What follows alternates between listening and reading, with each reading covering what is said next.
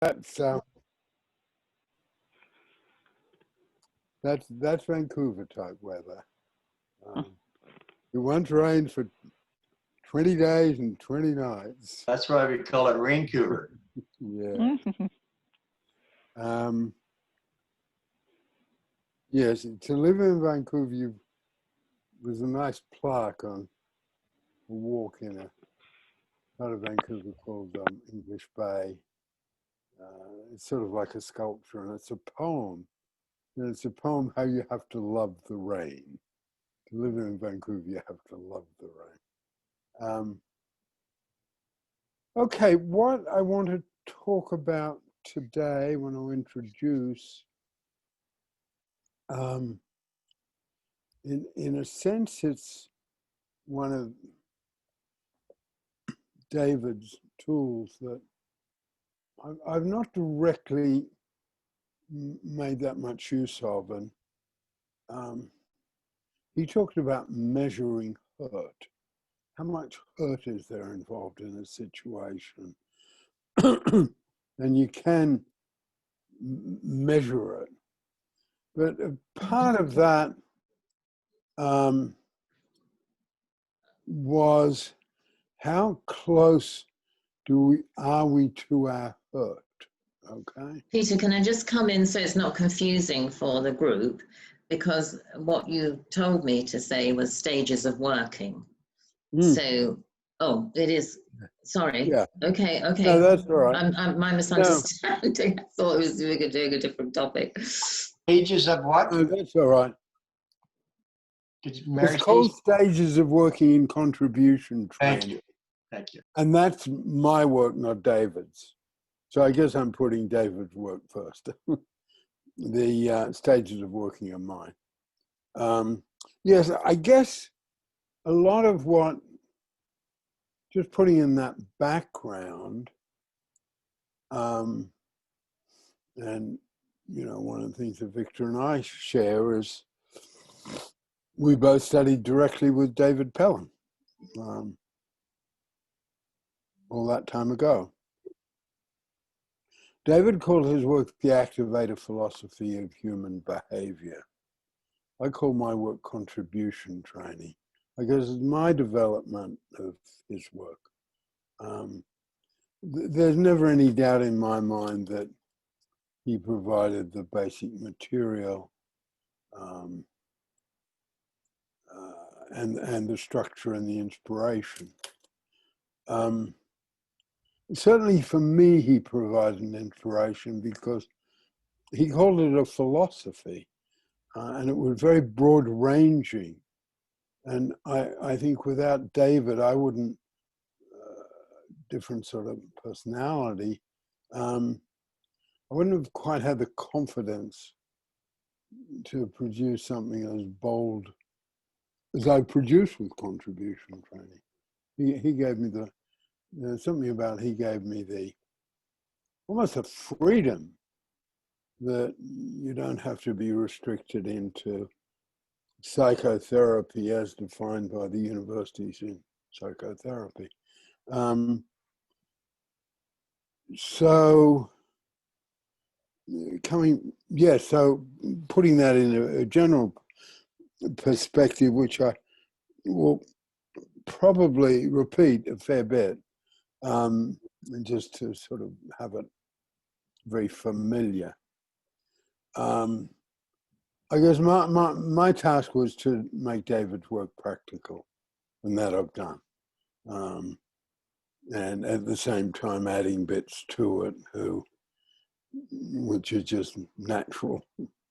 But David's point on, which I want to bring in here, I guess today will almost be a demonstration of what I just said. Because David, he didn't spend much time talking about it. You know, how close do we need to be to our hurt? And if we're very, very close, it could cripple us.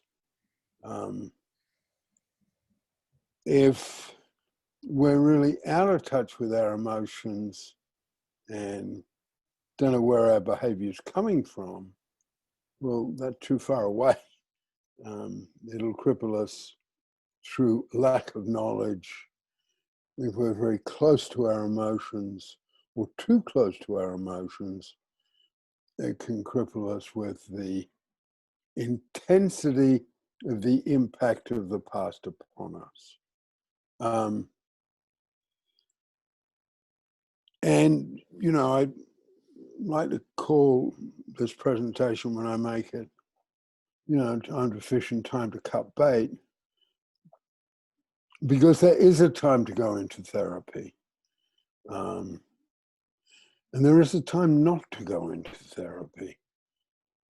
And what Pellin is now called, because again, because some of this has got a little bit complicated over the years, Pellin is the name of the organization. And the name of the organization represents and honors David Pellin. That's why it's called the Pellin Institute. And the body of work is called contribution training.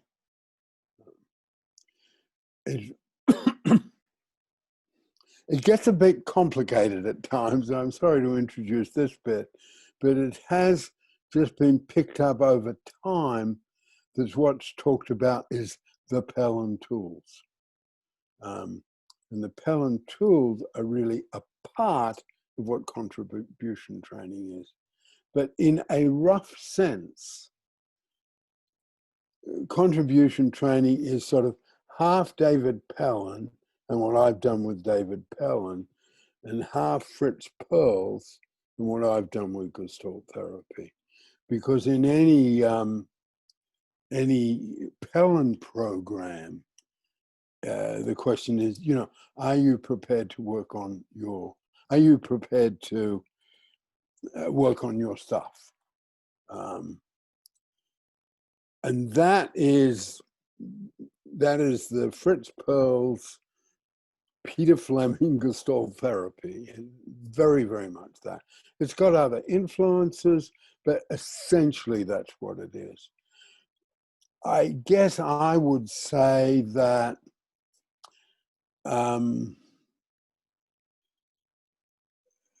Fritz Perls was the best clinician I've ever met.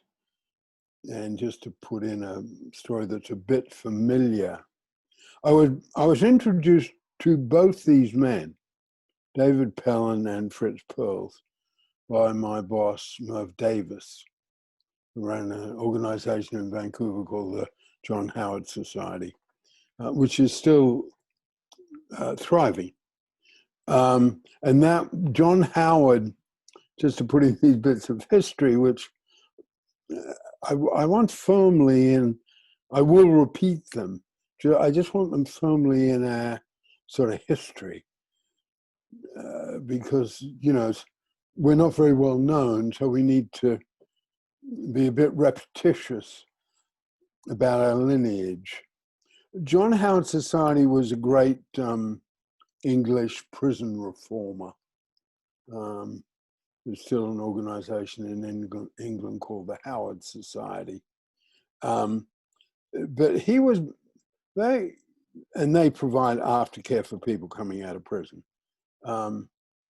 It's interesting for me, when I take the train to London, which is almost never these days, having just turned 87 and the thing is still hanging around, my train would go by this sort of very large brick building that's called the Howard Society, and it's a residential place for people coming out of prison.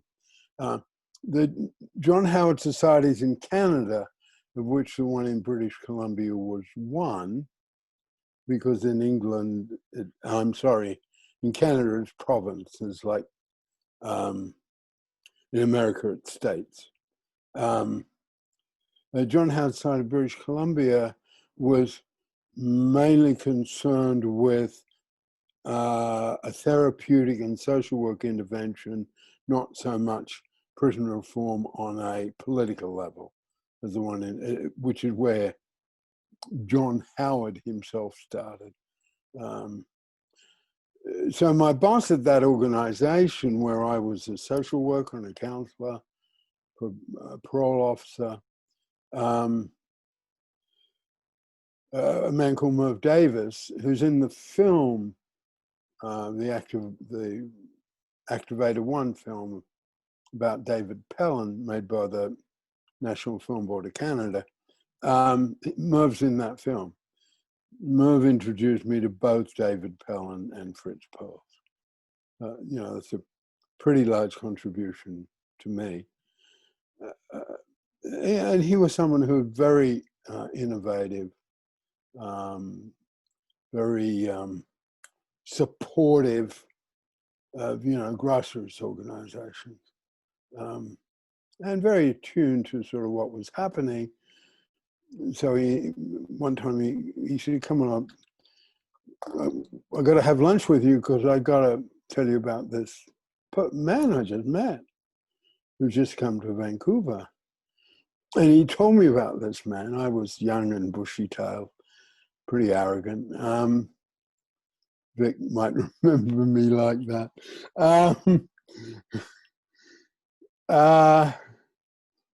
And he told me about this person. And I said, "Merv, are you telling me some goddamn German shrink has got anything to teach us?" And that was when I first heard about Fritz Perls. And he was insistent that I at least have a look at it. And I went to a demonstration that Fritz Perls put on. You know, it was 2 chairs, him and 2 chairs. And that was a different time and age, you know, full of smoke. Everyone was smoking. And an audience of probably 60, 80 people. That was the sort of format. And I was just blown away. I'd never seen anyone as good as he was. So I dropped some of my arrogance and studied with him. And then took Gestalt therapy into prisons. I was the first person to do that. And then set up the Pellin Institute. So I'm just putting in the Gestalt side of it. David had so much, but what we now call memory links, what we used to call referrals, I didn't feel David had an answer to what to do with them.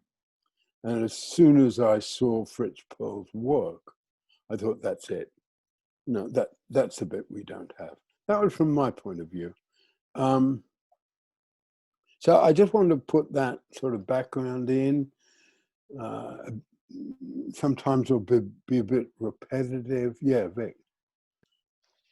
I just want to make an observation here. It's taken me a while, you know, connecting with the Pellin Institute. It's taken me a while, even though I understood Peter's, you know, historic role. It's taken me a while to really appreciate this. And some of you that have already heard me here will appreciate this, that it's emotional for me right now, because I wanted to share something with you about Peter. Excuse me. So we're talking about 51 years ago, when I was helped by my minister friend to come over to 4th Avenue and hear this man. And I did, and I got involved with the Pellin Institute, or with David Pellin, the Activators. And I want you to know, all of you, to know something. There are memories that I have that are so distinct because they were healing moments. Peter knows. I mean, and yeah, others know. I had been a year off drugs and everything else. I was a mess, but I was a true, genuine, bona fide seeker as well. But anyhow, in the Activator unit, I want you to know this. I remember this man, Peter. I remember.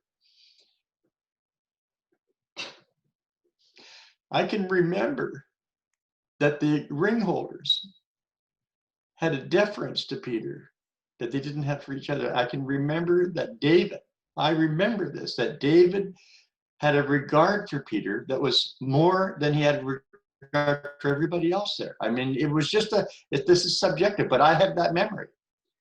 And I can tell you, I can remember, Peter, I said this to you, I can remember a moment in the activator unit when Peter looked at me. I know this. I can remember Peter looking at me and a kind of a smile on his face. And I never conversed with Peter much or anything. But, and here's my subjective interpretation. Peter was looking at me and he was saying, here's another person, here's another young man that David's helping. And I tell you that because this is very real to me. So Peter, thank you. And you should all know that Peter, who has now extolled Fritz Perls and David Pellin, but I'm extolling Peter here. Because if it wasn't for Peter, none of this would be happening. And I remember Peter looking at me. We didn't even have a conversation, but I remember that moment. And I'm sure Peter was saying, here's another young man. I see his face changing every day because that's what happened in the activator unit. So I needed to share that. Thank you. Ooh. Well, thank you, Vic. I mean, hugely okay. Because I didn't have, I've got a lot of shyness and uncertainty in me, and I didn't know that, okay? So that's a huge contribution to an elderly man, okay? So I didn't know what it meant in that sense, but I knew it was real. I knew that David had a regard for Peter that Peter was something different than everything. I just knew it. I didn't understand it. Now I understand it because of everything Peter's told us. But I knew that and I felt that. And thank you. Well, thank you. And just to tell one other story, and I guess I want to share that particularly with you, Vic. David was killed in a pedestrian crossing. He was partly blind. As I've said before, he was knocked over by a young Vancouver lawyer in a sports car who I guess came from a legal family, and they put together the fact that David was partly sighted. It was in a pedestrian crossing. And the young lawyer got off with a $25 fine.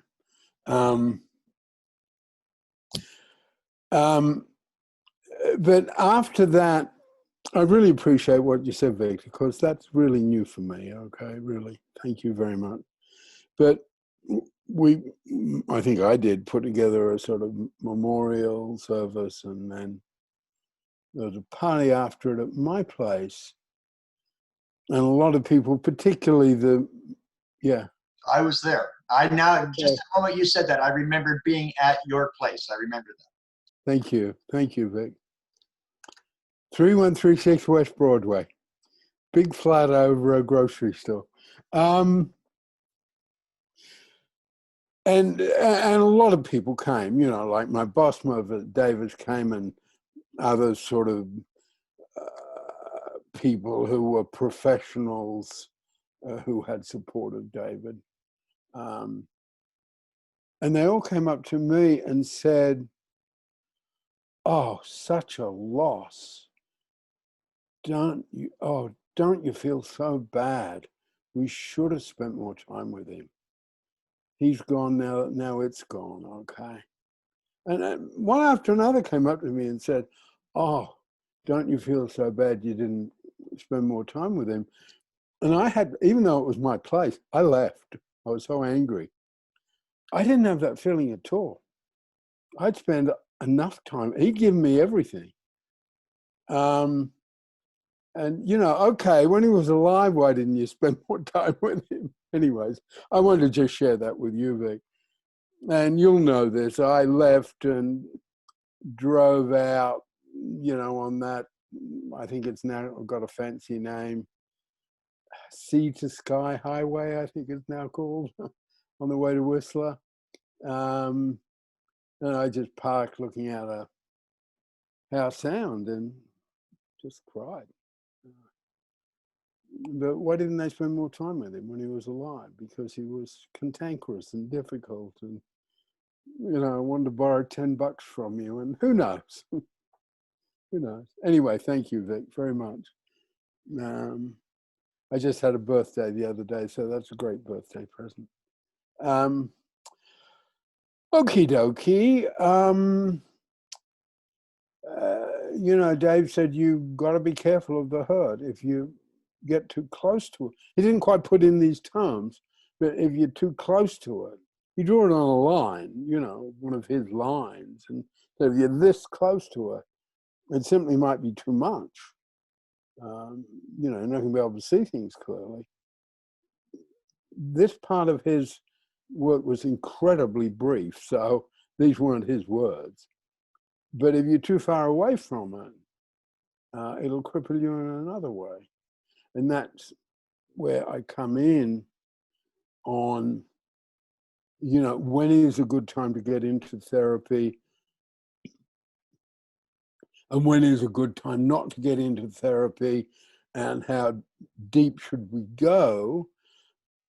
And of course, that had enormous influence on me when I was studying with Fritz Perls and was studying Gestalt therapy, because that was, you go in as deep as you can, and anger and rage are the biggest things you can get into, and you need to get in touch with them. And you go there, and as I said in a recent talk here, you don't stop yourself going into all of that.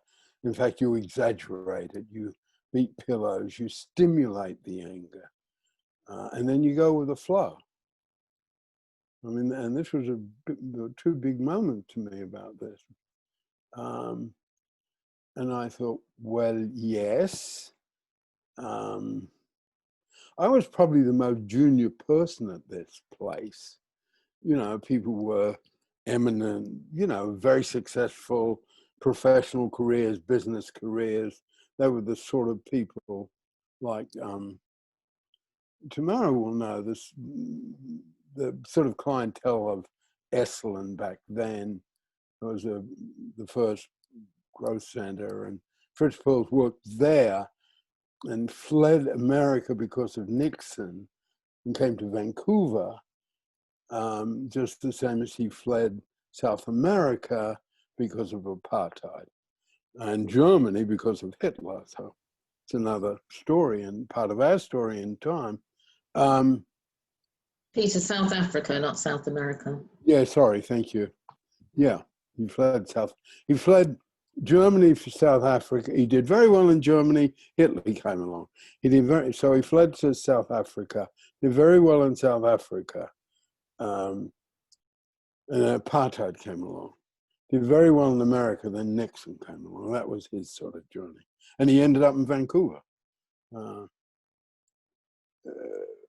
Famous but needy and a gypsy. He said that, my gypsy life. And he developed a lot of good stuff. And he developed this way of essentially breaking people down. And you go into all these stimulated emotions, and you break down and you let go, turn on, let go, drop out. Almost, people who had these really established careers were uptight, needed to get into their emotions. That putting it simply. And I thought, yeah, that's appropriate to them. And where this method came from, which Tamara knows more than me, was a program in America called Synanon. That was the original hot seat. These were hardcore drug addicts, hardcore heroin addicts. They needed this intense and risk-taking approach and technique worked. I thought it was brilliant until it went wrong.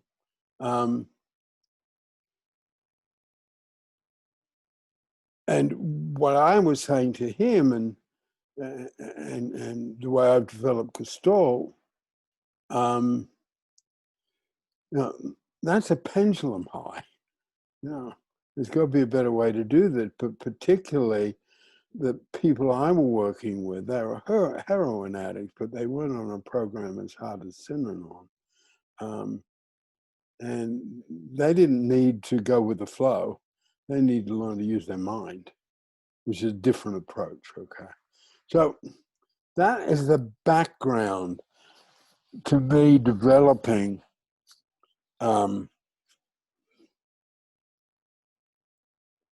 what I call the stages of working in contribution training. And I did feel when I was I think the thing that's sort of enabled me to put this very solid package together, I did feel when I was working with Gestalt, Fritz Perls, and then a woman called Janet Lederman, who was a teacher in either LA or Santa Barbara. I think, no, LA. I think Janet was in LA for sure. And she was my main trainer, and she was the one who gave me the recognition that, yeah, I guess Janet probably more than anyone else really built up my confidence. And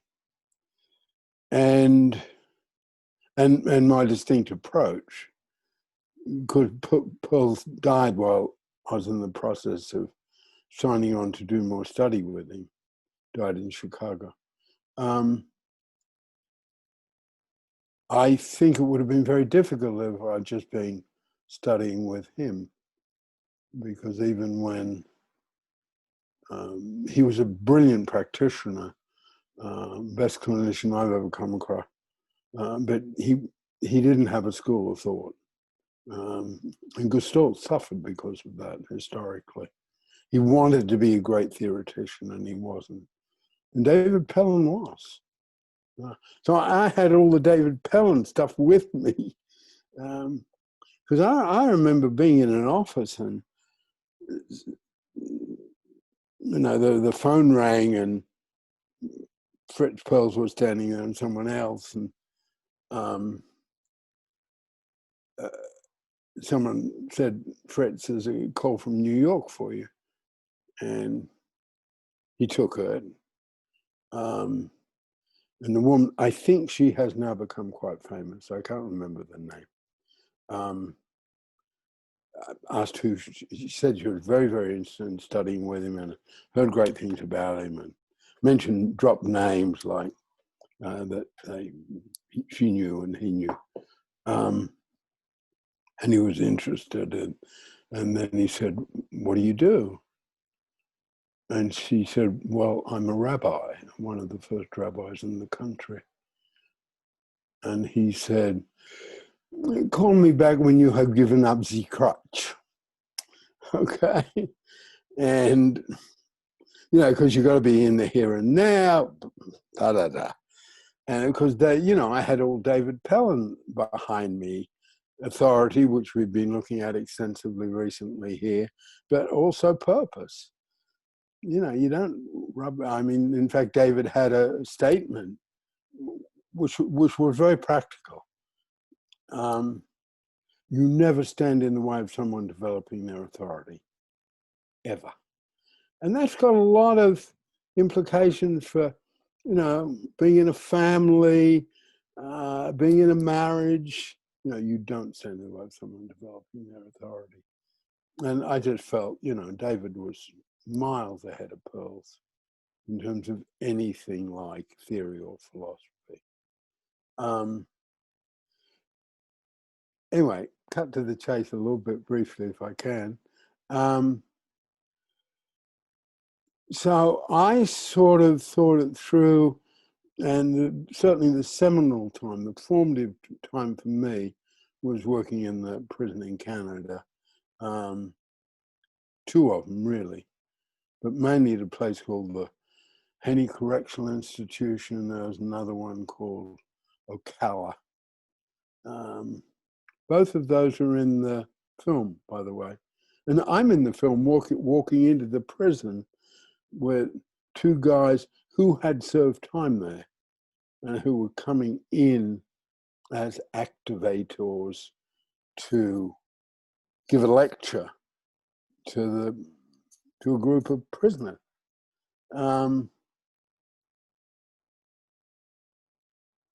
So I sort of saw, well, working in a prison particularly, and this was sort of Merv and I, and Merv, my boss, Merv Davis, and I had this sort of strong thought and took it to David, and the three of us sort of worked on it. But you start with a positive. He had a point of view around addiction, not grounded in addiction, but it had larger ramifications. You don't take anything away from anybody unless you've got something to put back. And of course, that meant I had a different take to Gestalt therapy. Because you could, if someone's got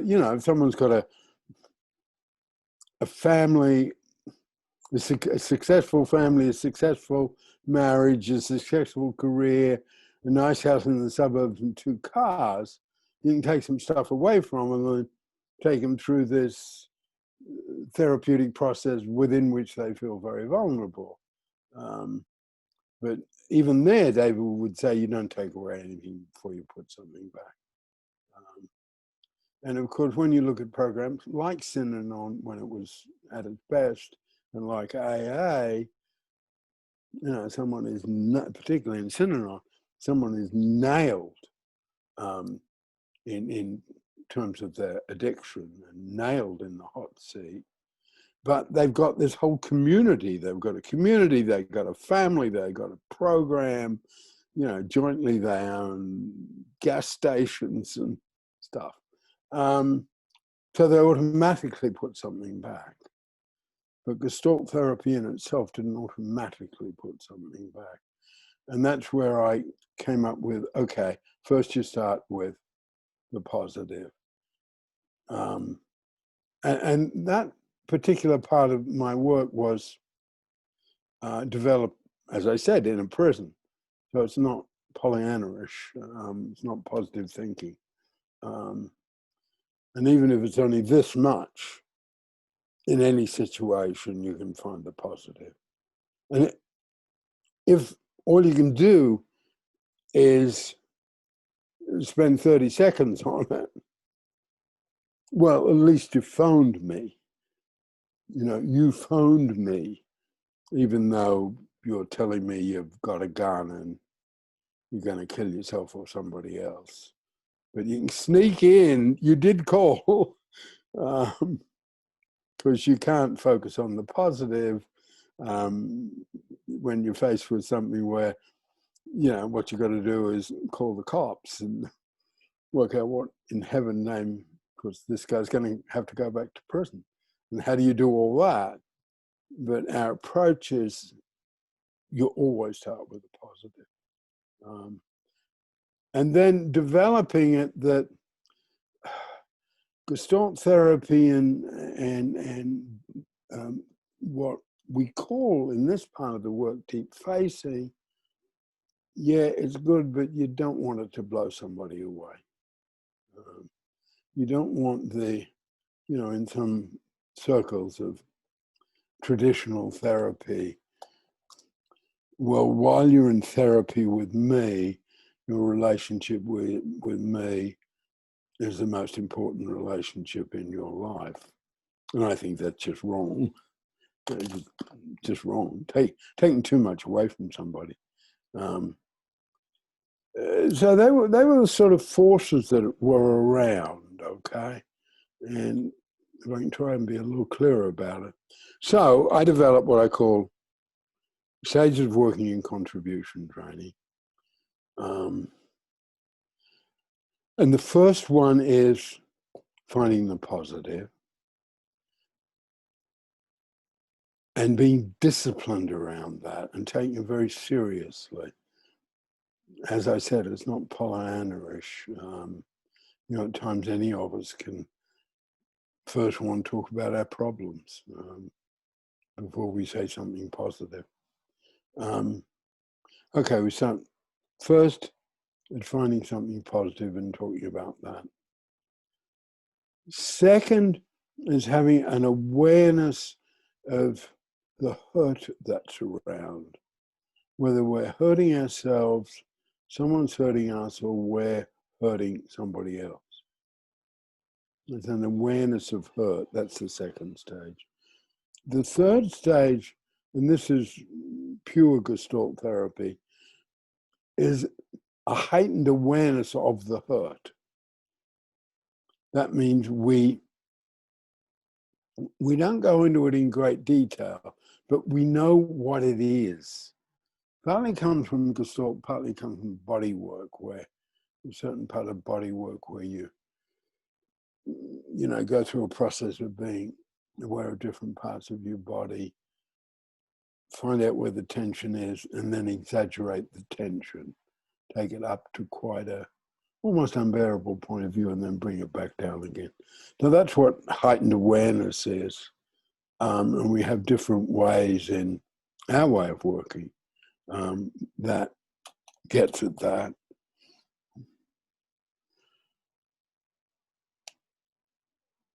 And then the next stage, and this is sort of me, is small behavior changes. What is a practical thing that someone could do? What is the homework you could give somebody to do? And in a sense, the small behavior changes at times relate back to the first stage, which is focusing on the positive. And all of that, in a way, is preparing someone for the next stage, 5, which is what we call deep facing. Elsewhere it'd be called deep therapy. Elsewhere it'd be called psychoanalysis. Elsewhere it'd be called, deep Gestalt work. So what we're doing is we're doing the deep therapy after we've done these other stages. And Mary. Sorry, I just indicated as something I'd like to share, but I didn't mean to interrupt your sentence. Oh, okay, I'll just finish this bit anyway.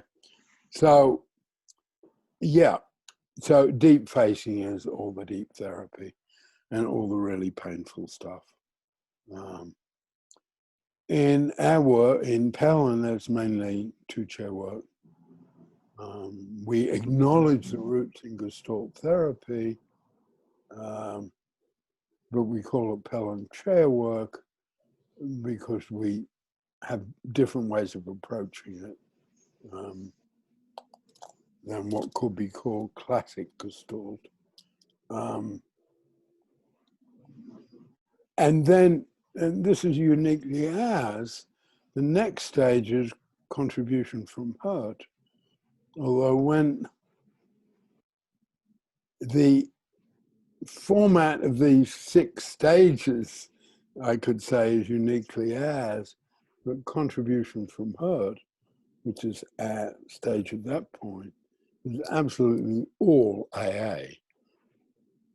So I guess I could say a different or unique formulation of it, but the guts of it is AA. And I guess what I've done with my study of AA, which was extensive when I was working in prisons.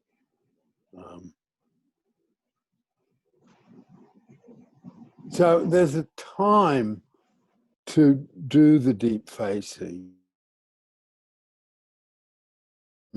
to do other things. And Pelham practitioners, when I'm training people, it's all about getting the timing right.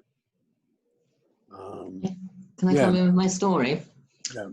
So in the years before I met Peter, I did things like encounter groups. We're talking like early 1970s at this point. And I did a lot of work with primal scream, and which is like what Peter's saying about Fritz Perls, only more so, because you're looking for, essentially in Penning terms, you're looking for the pendulum highs and then you're exacerbating them. And that's what happened to me, really. I was being hurt by the kind of therapy I was doing without knowing I was, because I already had a lot of pendulum swings from feeling overexcited to feeling very depressed. And here I was saying, oh, a bit of anger, right, where's the pillow? Let me really get into this, right? And or the grief, whatever it was, you know, the sadness, whatever it was. So the very first time I met Peter, I'm going to tell this very briefly because I've told it in more detail in another forum, you know, another one of these. But in the very first workshop where I met Peter, very first workshop Peter's I went to, we had a lunch break, and something on the lunch break upset me. And when we came back after lunch, I went into the empty chair. And I basically said, well, I was feeling really calm, enjoying the sunshine, and then this thing happened and I got really upset. I was fully confident that Peter was going to give me that lovely relief that I'd had through primal scream of, he was going to say, you know, he was going to let me let these feelings out that were really, I was really tortured with them. It was a really difficult, what I would now call a memory link. And instead he said, and this is going for the positive, because I had said I was calm and I was enjoying myself. And then he said, imagine you're in the park looking at, you know, feeling the sunshine or whatever it was. And I went calm. I was somebody who never went calm. And I went calm in that minute. And that was my first piece of work. And that, you know, that was about maybe 1975, 1976. And, you know, Peter's the only, you know, Peter's work is what I've been attached to ever since. Because of that, why don't you imagine you're calm in the park again? That's the end of the story.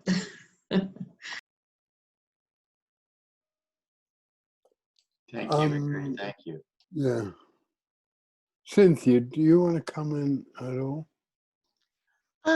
No, I'm just taking this in. It just seems, it all seems very sensible, the way to go about things. So, Yeah. Well, I appreciate you, you saying that, because over time, when I was training people in London, people would say, oh, yeah, that's the sensible therapy. Okay, we got this sort of quiet but really very solid reputation. Oh yeah, that's a sensible therapy. A little bit of a, well, this is back then, a different time. It had a slightly sort of negative context to it. Okay, that was like, oh yes, that's a sensible therapy, unspoken, and it's a bit boring and it's not that trendy. Okay. Oh, there was nothing negative about that. I really appreciate it. Oh, I know there wasn't in you. I know there wasn't in you at all. So, and I appreciate you saying, but yeah, we went through that, but we did have a reputation of being the sensible therapy. Do you want to come in at all, Nikki?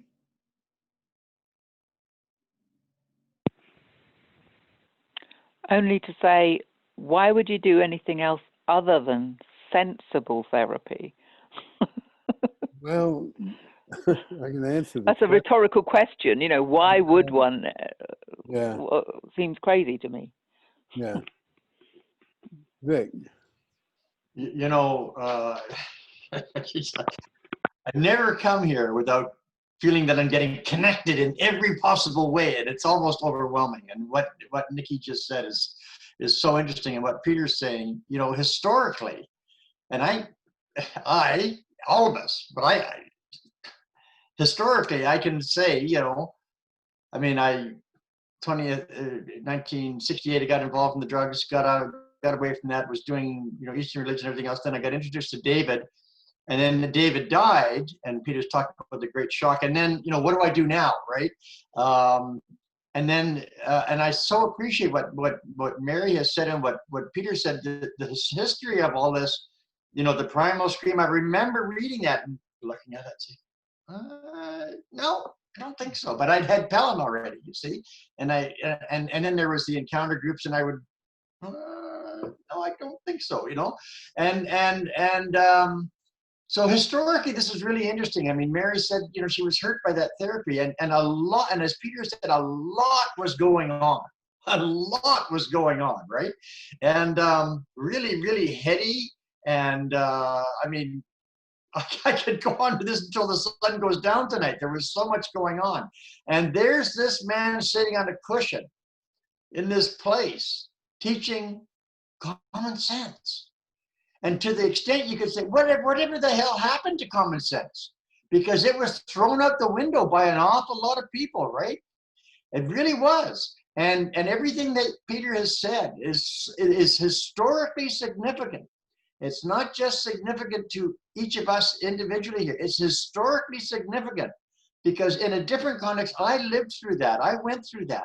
And what Peter has said is so significant. David Pellin preserved common sense in that, in a sense, right? It was really significant. So everything that's been said here is touching me deeply, and I hesitate to say more because I don't know how to say it. But thank you, and I hope this makes a bit of sense, common sense. No, thank you for saying that. And I do want to put in the lineage, and commenting on that. There's no question, Vancouver was Canada's San Francisco, okay? And when marijuana and LSD came in, now Vancouver is a port city, so it had a very long history of drug addiction, the hard drugs, because it's a port, sailors, and from Asia. So in a sense, Vancouver had a subculture of addicts going back decades. But what came in with the, you know, the hippies, whatever word we use, Age of Aquarius, Summer of Love, when when marijuana and LSD came into Vancouver, they just swept in. This was the new age. This was good. This was marvelous. There was no downside of it. It was much better than alcohol. It did not lead to heroin addiction. All those arguments were there. And everyone around me was taking LSD trips. I don't know why I didn't. I didn't get pulled into it.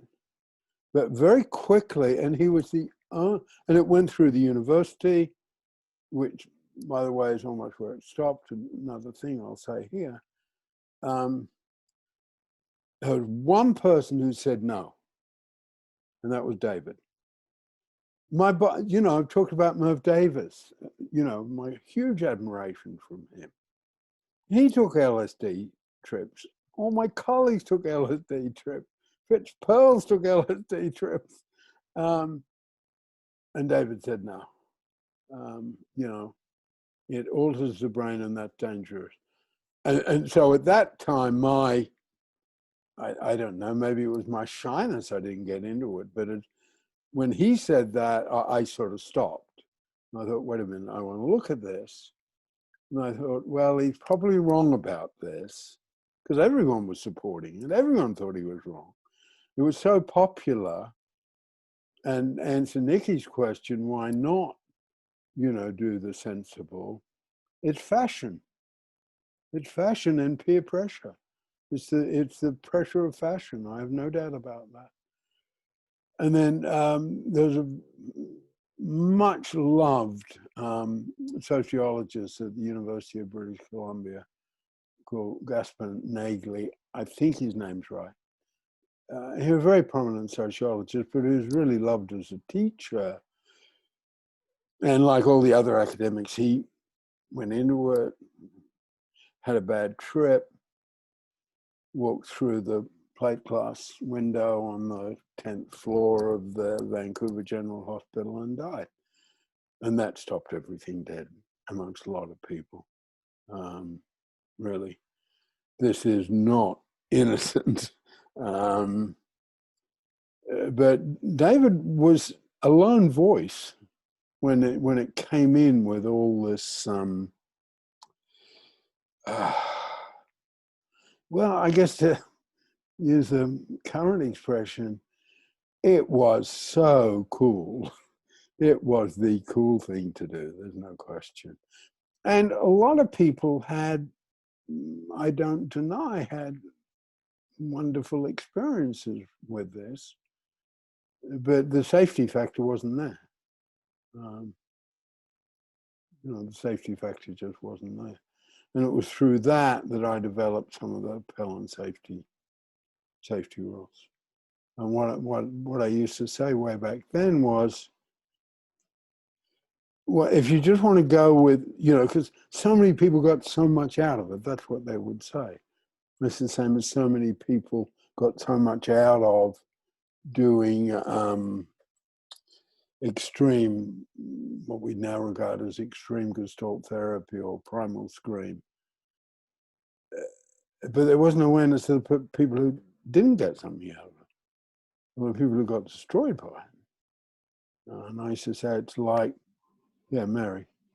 Well, I was going to say, I was just wondering how much the historical background did affect the develop. I mean, there's David Pellin saying no is a big factor, but how much did that historical background, do you think, affect creating the sensible therapy, the stages of working once you were focusing on contribution training? Oh, really, really huge, okay. Because that's where I developed the ground rules, which we read out in the, credo, and it's a bit boring because we read out every week and stuff like that. But the thing I said when I was arguing this through, I said it's like as if, you have to get your brakes fixed. The brakes aren't working on the car, so you have to get your brakes redone. And then the mechanic says to you, yeah, they'll be fine. Maybe one time in 50 or one time in 100 they won't work, but they're fine. No, none of us would tolerate that. And some of the alternative therapies sort of went that way. So I developed the ground rules and thought these things through, and the whole, ethos we have of equality. If you have an ethos of equality, you can't have a guru. You've got David Pellin who's got to change his shirt when some totally untogether runaway kid of 18 tells him he's got to change his shirt. David, you spilt coffee on your shirt. I think you should change it. I mean, I think that was deliberate on his part. He's not a guru in a flowing orange robe, okay? Another time. Tamara, do you want to comment on any of all this?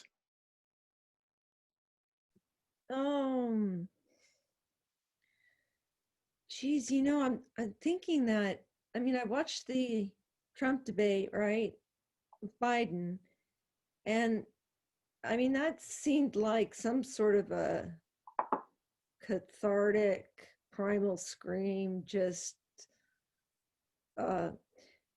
where we are.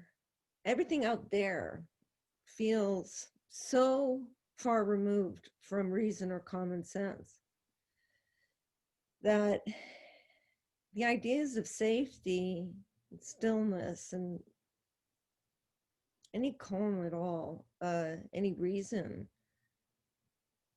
feels hopeful to me in a very personal way. Yeah. That's why we have in our work the contribution from hurt, because that heals, okay?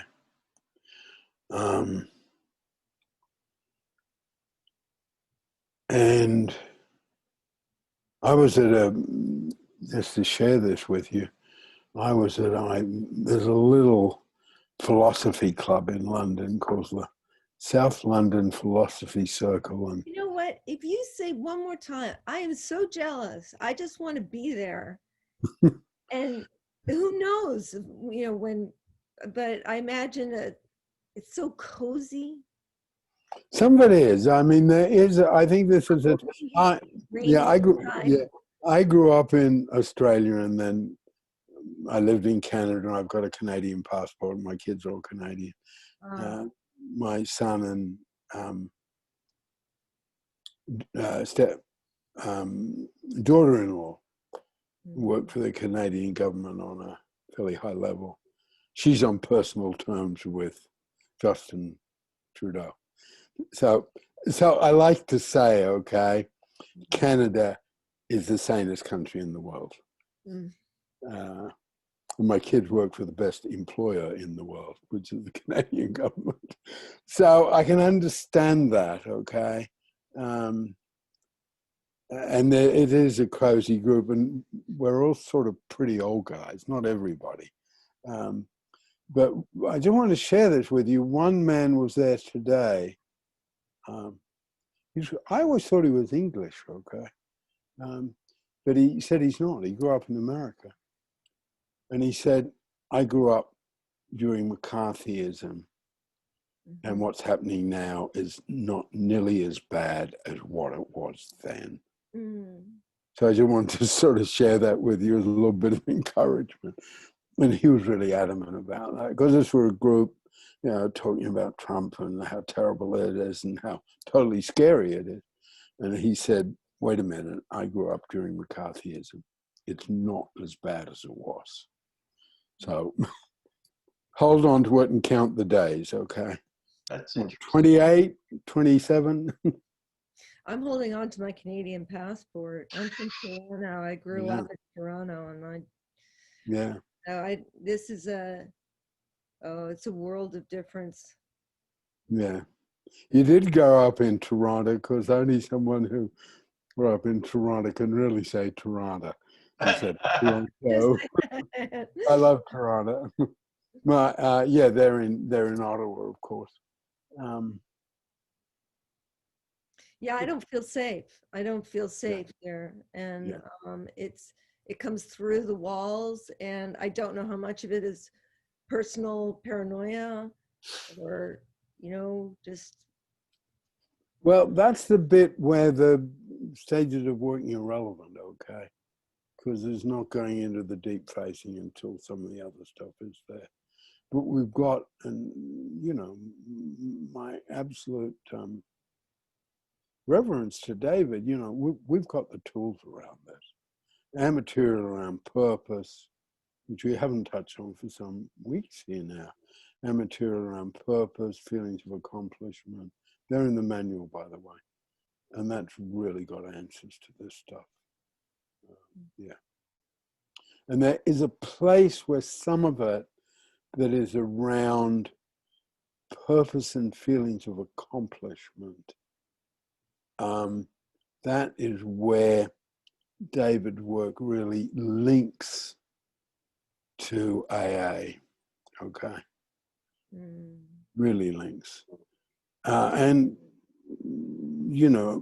we've also got within that material on purpose, just to digress there, the downside of purpose And you know, the downside, and I use the examples, the downside of purpose is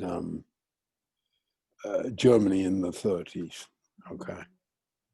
Because purpose can be the most energizing force, I say there is.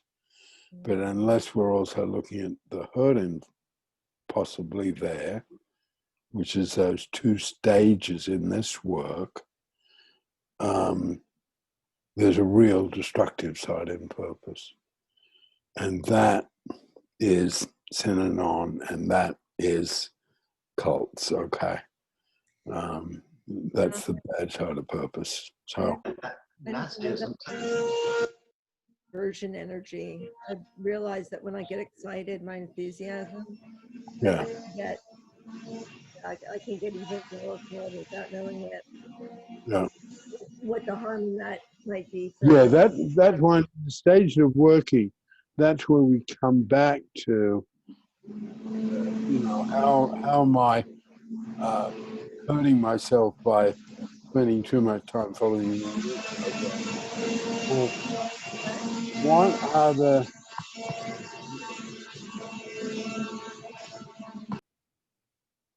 what are the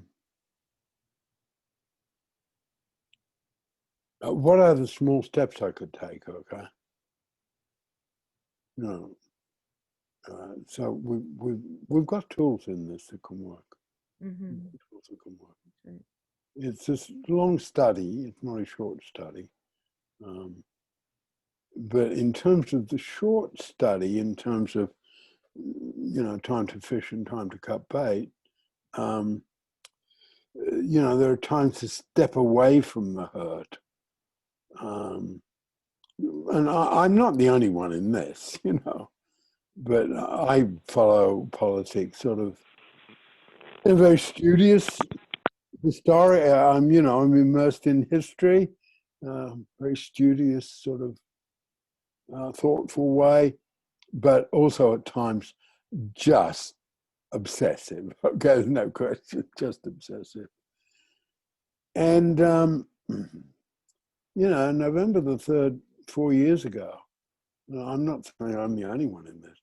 I had to cut that out of my life. Mm. I didn't look at news programs. I didn't talk about it.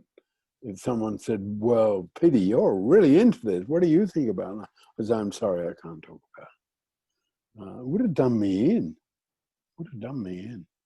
So that's where, and then it sort of, yeah, my small behavior change there was replacing that with something else, okay? Mm. So I got into reading ancient history, okay? And I didn't, you know, I wouldn't talk about it and I wouldn't look at it. I couldn't, it was too hurtful. I just couldn't. And I'm not an American, I don't live in America. So, you know, I do have an awareness of the awful strain that puts on people. Stacey, do you want to come in at all on any of it? Bit wondery today. I'm a bit. No, I'm just authority and purpose. I want to develop my authority and purpose of writing. I want to be a writer. Right. I look at Mary's book and I'm jealous. I want to buckle down and get to typing, but with the arthritis, it's so hard. I have to get the voice to text type program. So that's my goal. This next check, I'm gonna get that software so that I can talk my text into my program. Yeah. And then it won't hurt to write. Just to share with you, that's all performance life force, okay? All about discipline. And that's something I struggle with. Thanks for having your message up today. It's lovely.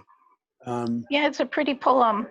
Yeah. Grant me the grace to dissolve my negative thoughts about myself today. I breathe the grace of kindness into my heart, and may the grace of healing flow abundantly to everyone in need of help. Carolyn Mize. Yeah, I like that. I've used a thing called Trint, Trint. Mhm.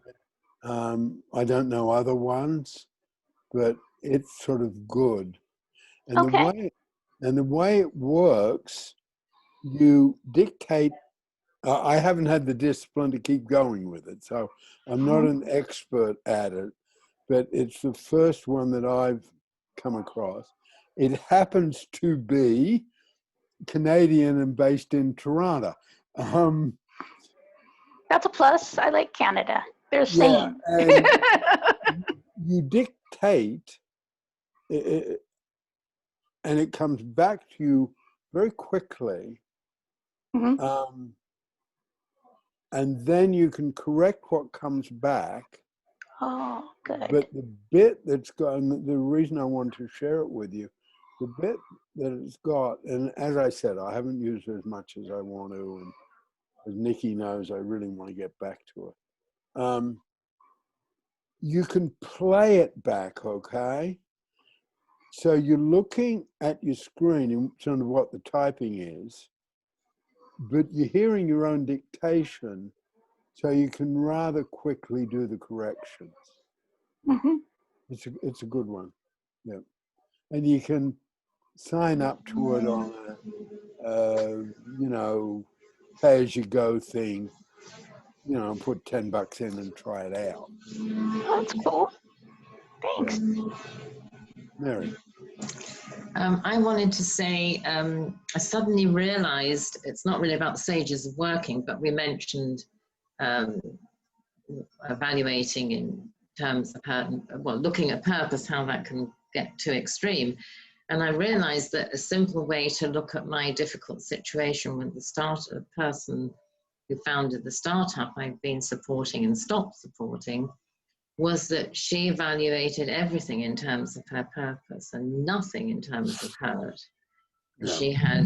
She still to this day, 3 years in, hasn't got a clue that she hurt me, even though I kept telling her how and what and why she was hurting me.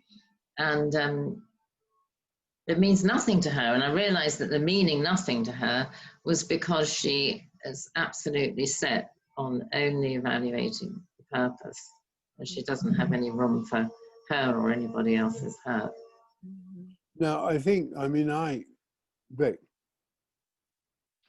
It's interesting, just connecting with what Mary said, and in the email that Mary sent us, correct me if I'm wrong, Mary, but Mary talked about, when this pendulum gets going, the emotions take control of our thoughts, and they shape our thoughts, and so when Mary said, this person had no idea about the hurt, that only interpreted you in terms of their purpose.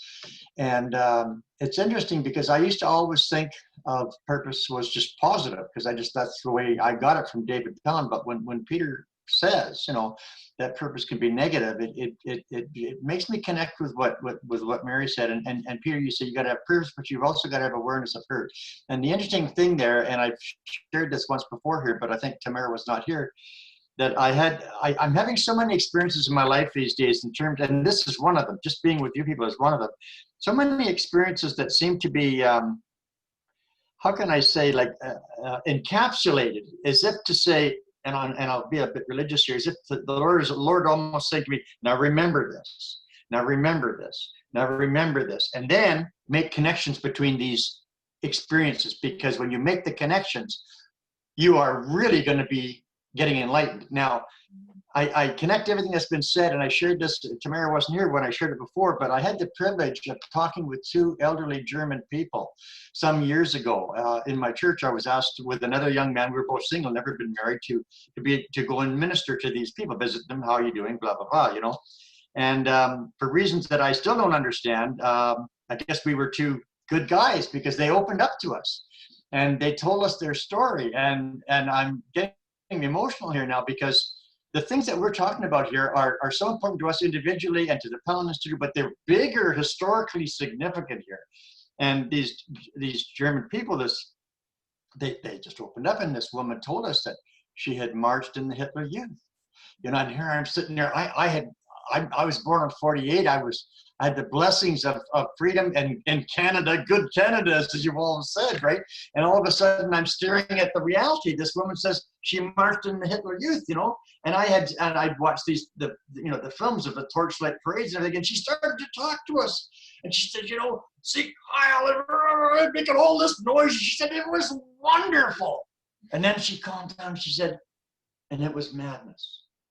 And I got that from her, you know, and her husband had been drafted into the German army, and at the 1944 when he was 16 or whatever. And then they had come back after all that, and they'd made their way to Canada. And this woman always used to say in our church meetings, she would always get up and say, praise be to God, you know, and some people would say, oh, there she goes again, you know, and I'd got the backstory because she told us that when she came to Canada, she got through all of the destruction of Germany and got, you know, denazified and everything else. She had this mantra, which was to say, thank you to Canada. And it was praise be to God. And that was the backstory, you know. So, and now, how did I've been watching some of these documentaries about how did Hitler gain control of the German mind? And then I connect that with what Peter and what Mary have just said, you know, that purpose can be negative. And how is it negative? It's when the emotions take control of your thoughts. And I've done that, and you've done that. We've all done that at some time in our life. And here's this wonderful man, David Pelling, sitting on his cushion in 4th Avenue in Vancouver 51 years ago, and we're still talking about it. Why? Because it's so important. Can you imagine, and please forgive me, I'll shut up in a moment, but can you imagine if we were able to teach this in high school to all the kids, show the film of Pelling, me tell my story, Peter tell a story, Mary telling her story? Can you imagine that kids walking out of school with this understanding? It is so important. It is so important. So I don't know, I'll shut up because I'm really touched by this, and the quality and content of what we're discussing here is really, really significant. So thank you all. Just, this is just sort of, I don't want to spend time going into this, but it's this one, Vic, is that diagram which you'll remember. The code of negative around the positive, the code of positive around the negative. And that was one of his. He did incredible things with diagrams, you know, apart from other things. Dave would say, I can remember him saying, you know, when he would talk about the positive around the negative, he said, you know, you get a needle full of heroin and shove it in your arm. And I had friends that died from this, right? Yeah. And he said, hey, it's really positive, but it's death. And then he would say, but it's death. And frankly, I could ask, that's actually worse than death, right? So you've got the negative around the positive. And when you have something that's positive, sorry, yeah, if you're going to go out for a run in the morning, that's kind of negative, but the center is positive.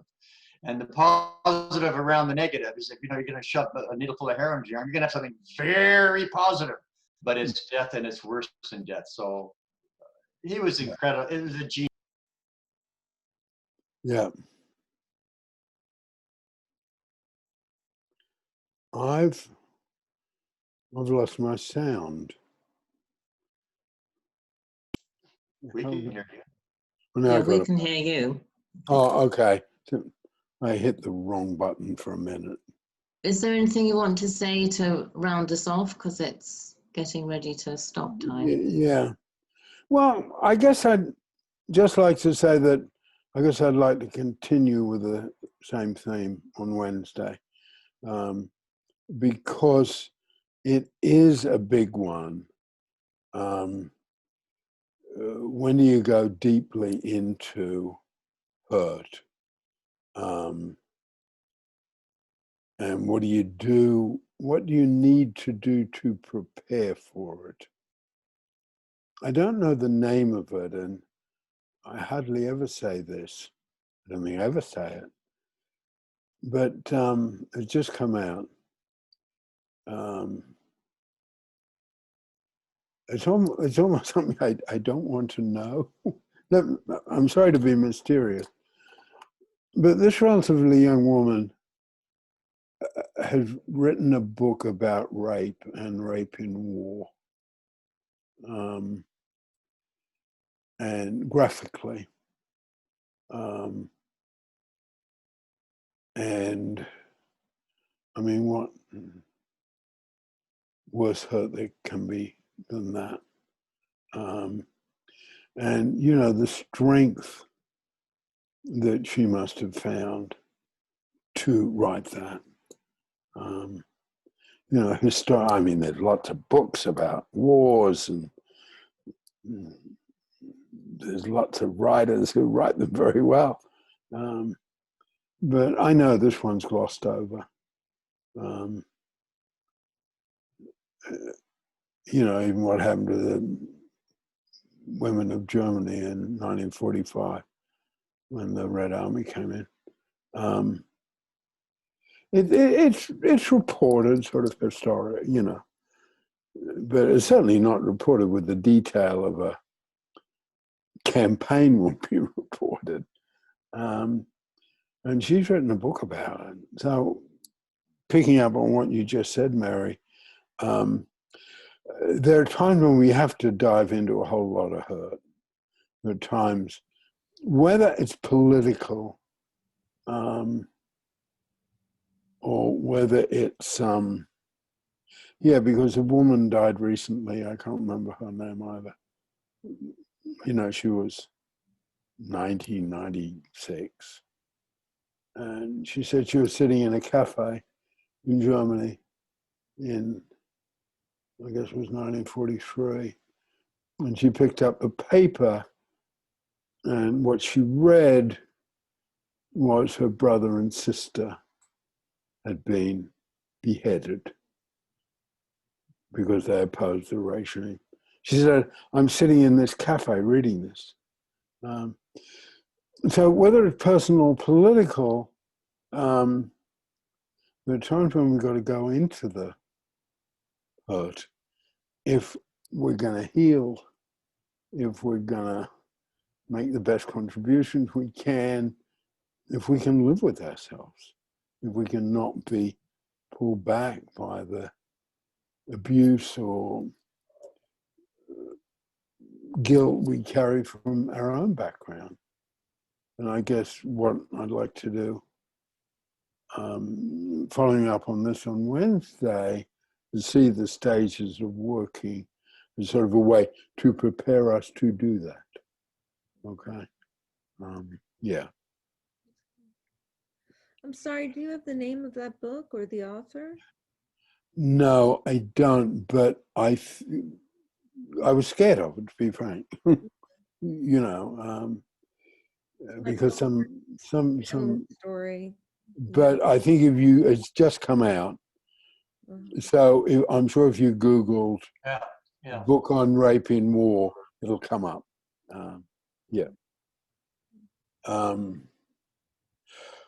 So ending on I don't quite want to end on that note.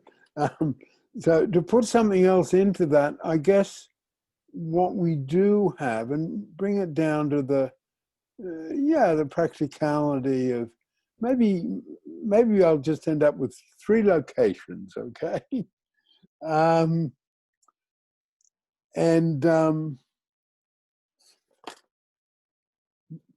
One is 2150 West 4th Avenue, which is where David Pellin has his unit.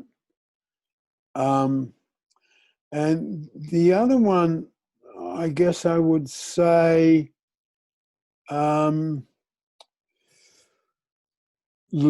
Memorial, when Martin Luther King gave a speech and when women held their resistance march there in 2017, and us here, okay? Yeah, you know, there is hope. There is hope. So we'll do our location. Yeah, I'm Peter, and I'm in Norfolk in England, and thanks, Vic. Yeah. Do you want to go next, Nikki? I'm Nikki. I'm in Wimbledon. Just wanted to say something because I didn't. Well, it's sort of rounding up thing. Just it's good to hear this background to Helen in a different way to what I've heard before, and because for me, coming up, happening upon Helen in the mid '80s, me sort of floundering about in my own little life in the world, trying to make any sense of anything and trying to be okay somehow. And yet there was this place in Italy where it was already set up. All this stuff Peter's been talking about today about the ethics, like the ethics and the ethos and all of that, and the no drink and drive, all that stuff that was obvious to me in my innocent little way, that I'd avoided all that stuff because I knew I was too mixed up already, and if I ever drank or took drugs, I would just be more confused. So yeah, there was this little environment where that was already worked out, pre-worked out before I stumbled upon it, and it just seemed so obvious to me, and I just knew the whole world should be like that. So yeah, just interesting to me. I didn't have to get involved in any of the.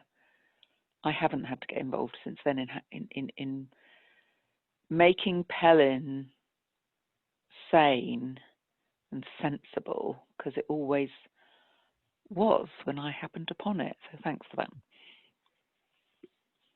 Tamara? Tamara, San Francisco. Okay. Stacy? Stacy Fox, Las Vegas, Nevada. It's my pen name. Okay. Cynthia? Cynthia, I'm in Kankakee, Illinois, and just one thing that, I'm in a different generation, and I was raised, and part of my herd is surrounded with people who were involved with a lot of the craziness at that time. So with mom and stuff, and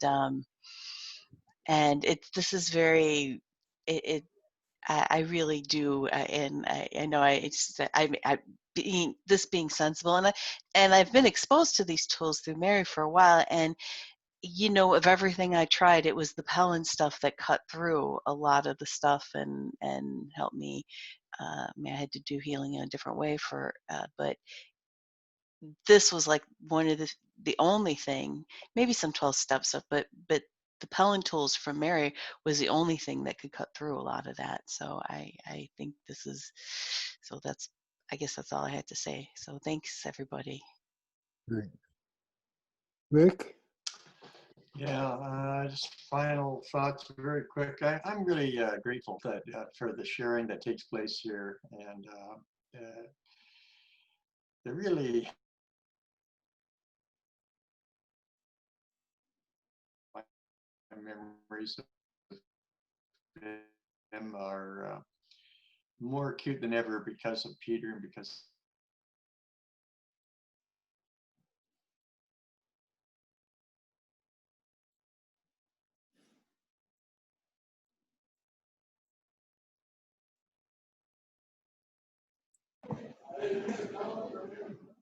So I don't know if it can hear us, but I think he's doing my trick of getting frozen, right? Yeah. Maybe we should do the next person and he can come back if his connection picks up. Well, you're the next person. I'm Mary in Rosarito Beach, Mexico. Thank you, everyone.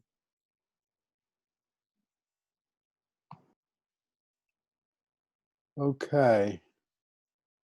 Well, if you can hear us, Vic, we hope to see you. He's fallen off the call now. He might come back because Zoom brings you back automatically. Yeah. But he lost the call. We've done everybody. We didn't do Nikki yet, I think. Yeah. Did we? Oh, sorry. Yep.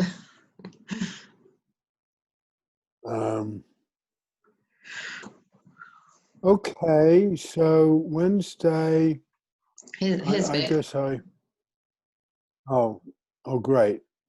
Go for it, Vic. Vic? We lost you, as you realised, probably. Sorry about that. Did I get very far? Or I don't know. No, just start again. Oh, okay. So, so I just wanted to say thank you so much for everybody sharing. As Mary knows more than others, because I've communicated a lot with Mary in our emails, I'm going through horrendous difficulties, and the Pelham nursing family, and bringing back David to my memory, Peter, as you have made possible, is really, really important to me. And the things that we've discussed today, I think, are really, really significant. I'm really grateful to all of you for sharing, and I will try to be here again as much as I can. Thank you. I'm Vic in Abbotsford, British Columbia. Thanks.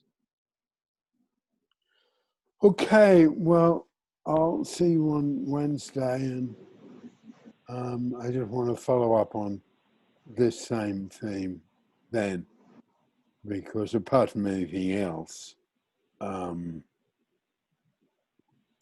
this can help us face and engage with things that are very scary, whether inside us or outside of us, with safety and hope. Okay. Yeah. So I'll see you on Wednesday, and thanks very much for coming. Peter, just before you go, did you get my note? I couldn't be at a meeting today. Yeah. Thanks. Okay. Thank you, Bye-bye. everybody. Bye-bye. Bye-bye. Thank Bye. you. Okay, bye, Bye-bye. Samara. I'll be here if anyone wants to talk for a minute. So I can stay on. Oh, I guess so.